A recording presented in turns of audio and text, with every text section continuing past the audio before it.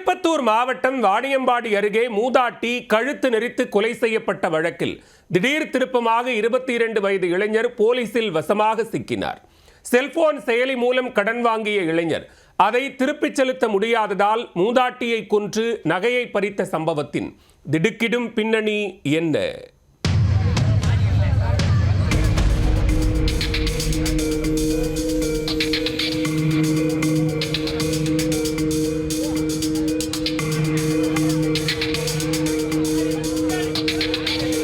தனியாக வசிக்கும் மூதாட்டியை கொடூரமாக கொலை செய்து நகையை பறித்துச் சென்ற சம்பவம். மொபைல் செயலி மூலம் வாங்கிய கடனை கட்டுவதற்கு மூதாட்டியை தீர்த்து கட்டி நகையை கொள்ளையடித்த 22 வயது இளைஞர் இரவோடு இரவாக நகையை விற்று கடனை கட்டிய கொலையாளியை போலீசார் கட்டம் கட்டி தூக்கியது எப்படி?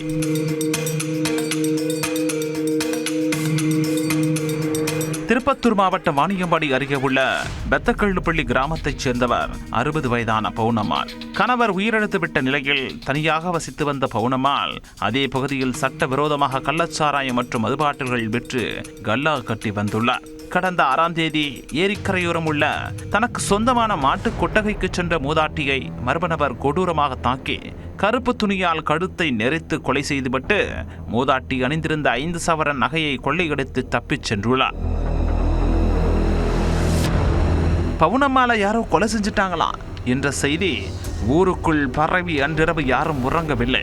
சம்பவ இடத்தில் கூட்டம் கூட இரவோடு இரவாக மாவட்ட காவல் கண்காணிப்பாளர் சியாமலா தேவி நேரில் வந்து விசாரணை நடத்தினார். 3 தனிப்படைகள் அமைத்து மூதாட்டியை கொலை செய்தது யார், கொலைக்கான காரணம் என்ன என்பன உள்ளிட்ட பல்வேறு கோணங்களில் விசாரணையை போலீசார் தொடங்கினர். அப்போதுதான் சம்பவத்தன்று மூதாட்டியின் மாட்டுக்கொட்டகை பக்கம் ஒதுங்கியதாக அதே ஊரைச் சேர்ந்த முருகன் என்ற இளைஞரை விவசாயி ஒருவர் கைகாட்டி இருக்கிறார்.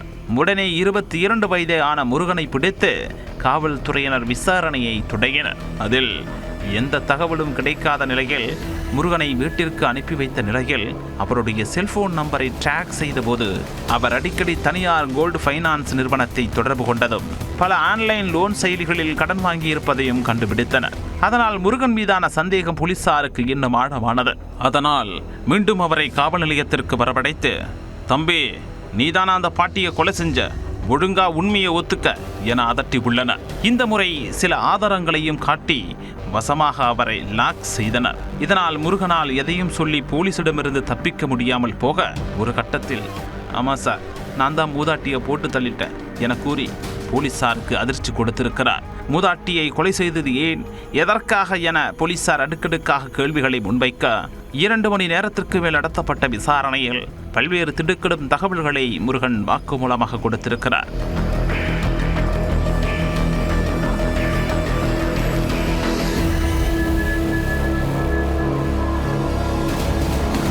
படித்து முடித்து 22 வயதில் எந்த வேலைக்கும் செல்லாமல் முருகன் ஊதாரியாக ஊரில் சுற்றித் திரிந்திருக்கிறார். செலவுக்காக ஆன்லைன் செயலிகள் மூலம் செல்போனில் உட்கார்ந்த இடத்திலிருந்தே கடன்களையும் வாங்கி காலி செய்திருக்கிறார். செல்போன் செயலியில் தானே கடன் வாங்குகிறோம், கட்டாமல் விட்டுவிடலாம் என நினைத்தவரை கடன் கொடுத்த நிறுவனத்தினர் பல்வேறு வழிகளில் தொல்லை கொடுத்து கடனை வசூலிக்க முயன்றுள்ளனர்.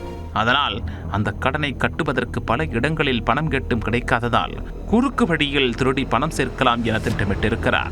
அப்போதுதான் ஒரே ஊருக்குள் தனியாக வசிக்கும் மூதாட்டியின் கழுத்தில் கடந்த நகைகளை பறிக்க திட்டம் போட்டு மூதாட்டி மாட்டுக் கொட்டகைக்கு வரும்போது நகை திருட்டில் ஈடுபட்டிருக்கிறார். அப்போது சுதாரித்துக் கொண்ட மூதாட்டி கூச்சலிட்டிருக்கிறார். இதனால் ஆத்திரமடைந்த முருகன் மூதாட்டியை கீழே தள்ளி கொடூரமாக தாக்கி கருப்பு துணியால் கழுத்தை இறுக்கி கொடூரமாக துடிதுடிக்க கொலை செய்திருக்கிறார்.